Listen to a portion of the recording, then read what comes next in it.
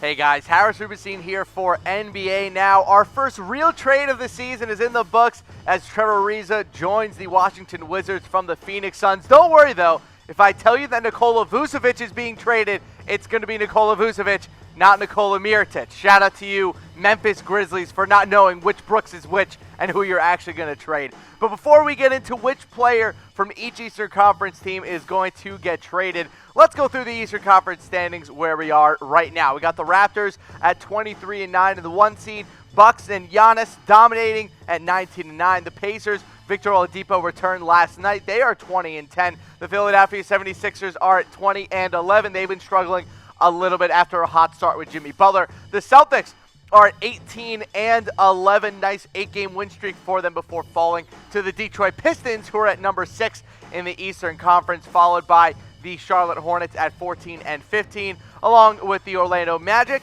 Then out of the playoff hunt right now are the Miami Heat at 13-16, the Nets at 13-18, the Wizards at 12-18, the now recipients of one Trevor Ariza, and then the Knicks, the Bulls, the Cavs, and the Hawks for teams that are just not even worth talking about. Let's go to our first player on the Eastern Conference trade block. We're going to go by standings, so from top to bottom. Let's start with the Raptors. I think Norman Powell could easily be a guy that gets moved from Toronto. That $9.36 million cap number is the 5th highest on the team. And even when he's healthy, this is a guy who just doesn't really do anything. 5 points per game, 2 rebounds a game, not even a full assist per game. He has been a big disappointment since they signed him to that contract a couple years ago. I think they're going to move him, maybe bring in one more shooter. I know that Danny Green is having a fantastic year for the Raptors, but I think they need one more three-point shooter off the bench if they want to get over that hump. And I think Norman Powell could be the guy they use in order to maneuver themselves into one more shooter. Speaking of needing another shooter, what about the Bucks? Mike Budenholzer has done a great job with this Bucks team in getting them ready for a lot of the elite competition around the NBA. Their entire style has changed from last year. Well, their style has changed from last year except for Giannis, who still doesn't shoot threes and is still the best player in basketball. So nothing's really changed with Giannis.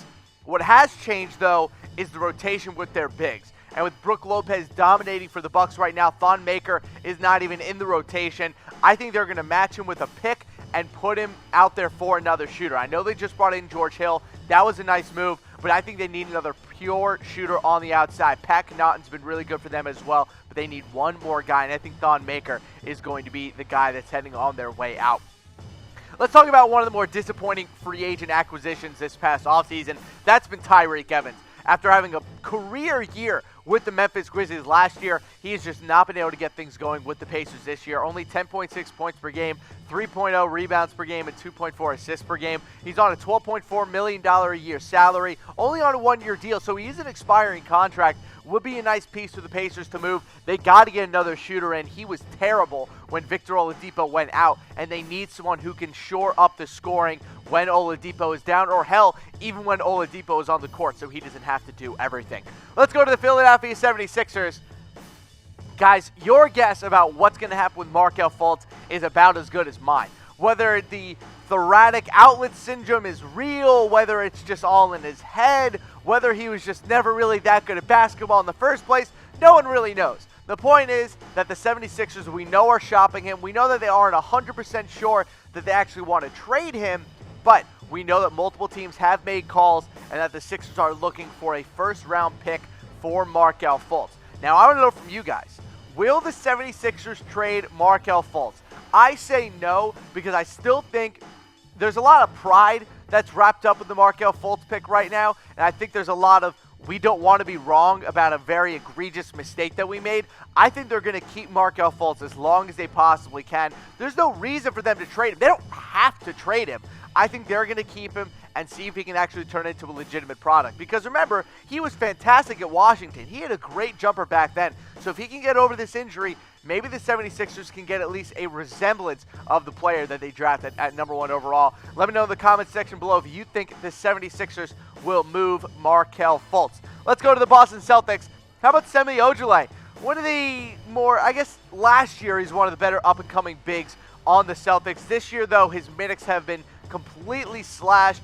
It was weird. They kind of drafted him to be like their LeBron defender, and It kind of worked. He was pretty good on defense against LeBron in the Eastern Conference Finals, but this year, they just haven't been able to really cut out a good role for him. I think they're going to package him with a pick and get another guard in, especially with how bad Terry Rozier has been this year. They need another scoring threat off the bench, and I think Semi Ojeleye is going to be the unfortunate benefactor of a trade from the Boston Celtics. I think he's going to get moved to another team. Maybe he'll get moved to the Detroit Pistons, who are in the market to move former number 8 overall pick Stanley Johnson. Now, Stanley Johnson on his 4th year in the NBA, not even averaging double-digit points per game. As a top 10 pick, that's just not possible. It's just not allowed in the NBA today. If you're a top 10 pick and after 4 years you're still performing at this level, you're going to get moved. And I think at this point, the Pistons have been decently competitive this year. They just kind of need a wing that can actually do something, because the only 2 players on the whole team that can do anything are Blake Griffin and Andre Drummond. They have nobody on the wing. Reggie Bullock isn't that good. Stanley Johnson isn't that good. I think they're going to package Stanley with another player on the team to bring in a legitimate wing player. Ariza actually would have been a really good fit for the Pistons, but as of right now, Stanley Johnson's been a big, big disappointment for the Detroit Pistons. What else hasn't been a disappointment, though, this year has been BetDSI, especially for me, who has made over $400 using BetDSI this year betting on sports. Head to chatsports.com/bet. Use that promo code LIVE120 for an 120% deposit bonus. Make that sweet cash, homie. It's a lot easier than you think, unless you're putting money on the Patriots over the last 2 weeks, in which case you're me and have lost $50 and spent last night drunk crying. Let's go to our next player. It's Kemba Walker with the Charlotte Hornets. I wonder if this is the year that they finally move him, because this is probably the best year of his career in terms of overall dominance on a game-to-game basis. He's averaging almost 25 points per game. His assists are up as well. His three-point shooting numbers are up. His efficiency is up as well. He's been fantastic this year and on arguably the best contract in the NBA. Kemba Walker at $12 million a year is probably the best bargain that you are going to get in basketball right now.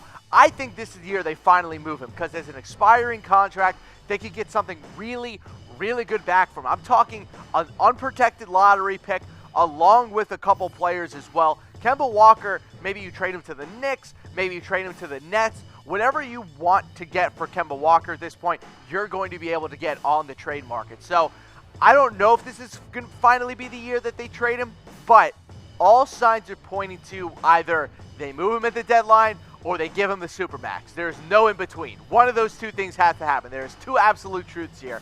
So let me know in the comments section below, will Kemba Walker get traded at the deadline? I say yes. Why? Does that look like a Y? I don't know. I'm throwing up a Y for yes. Absolutely. It's time to move Kemba Walker. The Charlotte Hornets are an average basketball team. They're going to end up with pick like 17 or something and get a crappy prospect in this year's draft. Trade Kemba, move on, get him out of town, and go let him play for a good team. Let's go to another player here who I don't think anyone would have expected him to be this good this year. Nobody. Not me, not producer Lena, not other producer Dami. Nobody. No one has any idea how Nikola Vucevic ended up being this good. He's averaging 20 and 11 a night as one of the most efficient shooters in the NBA on a fantastic contract.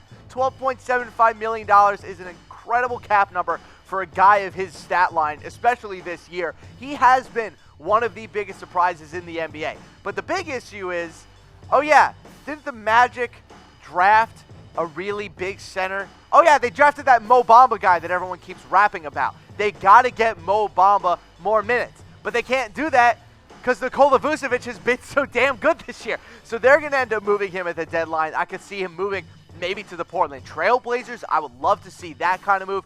Maybe they try to move him to the Los Angeles Lakers. That would also be a really good move. I think Vucevic is going to be on his way out, especially with that stat line and with that contract. The Magic can move him now and get a really, really good return back from him. Let's talk about the opposite of Nikola Vucevic. Let's talk about one of the biggest disappointments in the NBA at a way too big of a contract. That's Hassan Whiteside, getting paid $25 million this year, averaging only 13 and 13 on the season.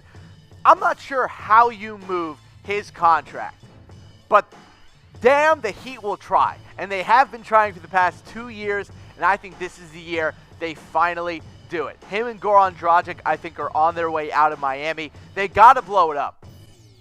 They have to. They have way too many big contracts and way too little of wins. Usually that combination is primetime trade territory. I think Hassan Whiteside is going to be the guy that is on his way out for the Miami Heat. He's a nice player. If you put him in a good role, I think he'll be effective. But in Miami right now, there's just been way too many problems and way too many distractions for Hassan Whiteside. Let's go to Shabazz Napier. Yes, the former national champion with UConn has had a very nice season with the Brooklyn Nets, averaging 8 points a game along with 1.5 assists and 1.7 rebounds per game. Could end up being a good backup for a contender. I don't think he's going to cost you that much at only $1.94 million this year. That's a pretty low cap number for a decent backup. Maybe a team like the Celtics make a move for him. Maybe a team like the Warriors make a move for him as well. Just a team that is looking to get another backup or reserve guard on the squad for a playoff run. I think Napier could be a good guy to match up with any team that is looking to get a cheap and quality guard in on their team. Let's go to John Wall. Yes. First, he was number 10 on our top 10 point guards list, and you guys got angry at me. Then I told you that he was going to have a bad season, and you guys got angry at me. And now look what's happening. Now he's on the trade block. Absolutely on the trade block right now. And if you watched the Wizards versus the Lakers game last night, one could almost say he was auditioning for the Lakers. That was his best game of the past 2 years. John Wall was incredible against the Lakers last night. But here's the real question. He's worth $19.1 million this year on the cap. That's nice and all, right? Except he jumps to almost $40 million next season on the cap. What do you do with that Supermax contract? Well, if the Clippers were able to move Blake Griffin, then you are damn sure that the Wizards are going to be able to move that John Wall contract. Where they trade him to, I'm not sure. But I don't know from you guys. Will John Wall somehow end up on the Lakers? Look, if they want to go based off his audition from last night, then yeah, they should absolutely trade for John Wall because he looked like a man possessed last night. 40 points, 14 assists, 6 rebounds. He was 16 to 27 from the floor, a plus 25 on the night. Look, I think they're going to try to move John Wall at the deadline. They got to blow it up. They got to try something. I know they just brought in Ariza, but they know that the locker room's an issue, and it begins and ends with John Wall. So watch out for him. He may be on the move at the deadline. If you are still looking for a last-second Christmas gift, then there's only one place you should shop, and that's at www.comfortable.af to get your significant other, your dad, your cousin, your brother, your mother, anyone, a Main piece of clothing this holiday season. I'm wearing one right now. They're the most comfortable thing I wear all week long. I love my Main shirts. Actually got a new one for Hanukkah this year. Thanks, Mom. Really appreciate it. So get your own at www.comfortable.af. All right, let's go to our next player here. Let's start with Tim Hardaway Jr. Great year so far for the New York Knicks, averaging 21 points per game, 3 rebounds, and 3 assists. Decent contract, $17.3 million. A little bit fat for a guy of his skill level, but I think he's still fine in terms of moving him to a team in a trade. Could be a good move for the Knicks right now to get a pick for him, especially because we know they want to start getting Kevin Knox more minutes. We know that Emmanuel Mudiay's had a nice season as well. That would open up more minutes for him and Trey Burke. So, as well, when Kristaps Porzingis comes back, they're going to have to figure out the rotation as well. So Tim Hardaway Jr. could be a guy for the Knicks that they ship out of town to a contender in order to get a nice late first-round pick. I don't think he's worth a lottery pick. I think he's worth a lottery-protected pick, and you could easily have one in the back half of the draft. Let's go to the Chicago Bulls player that they could move. How about Jabari Parker? Look, they already benched him. What should I say? The experiment has been an absolute disaster. Absolute disaster. Before the season started, he talked about how he wasn't going to play defense and about how nobody in the NBA plays defense. Well, that doesn't help when your new head coach is a defensive specialist.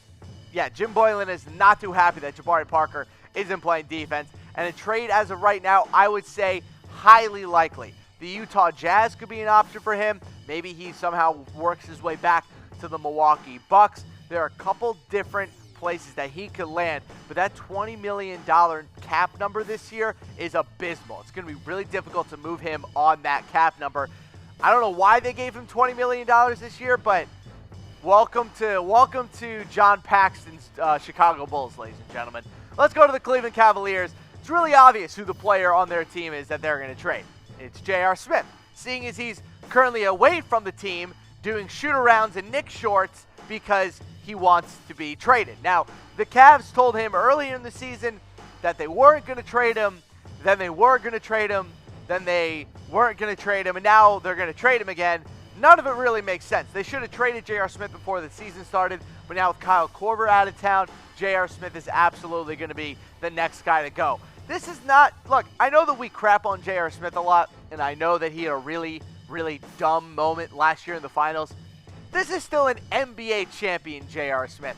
This is still a very good three-point shooting J.R. Smith. He can still be a very good piece for a championship team.